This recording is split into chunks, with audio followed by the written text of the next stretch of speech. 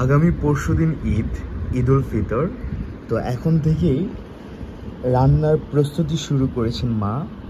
এরই মধ্যে বানিয়ে ফেলেছেন পুডিং, ভীষণ মজাদার পুডিং, ক্যারামেল, দেখতে ভালো লাগছে। দেখেন এটার থিকনেসটা খুবই সুন্দর। আমি সামনের অংশটা দেখাচ্ছি।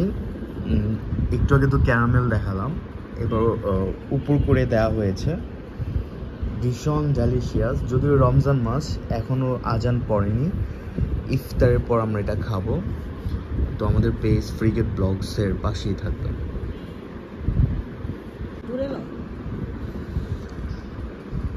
নিশ্চয়ই বুঝতে পেরেছেন এটা কি। ইয়াস, এটা ডাবের পুডিং, মাত্র মা বানিয়ে এনেছেন। ফ্রিগেট ব্লগস, বাংলাতে লিখবেন ফ্রিগেট ব্লগস। এটা হচ্ছে ডাবের পুডিং না, ভুল বলছি, এটা হচ্ছে ডিমের পুডিং।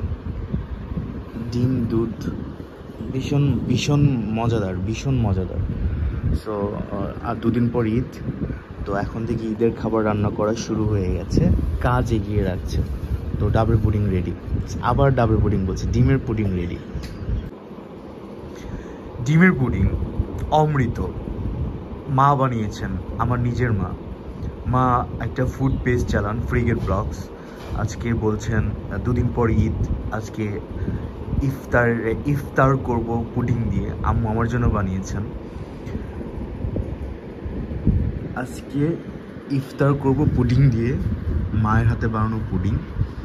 এছাড়া ঈদের জন্য মা বানিয়েছেন অনেকটা।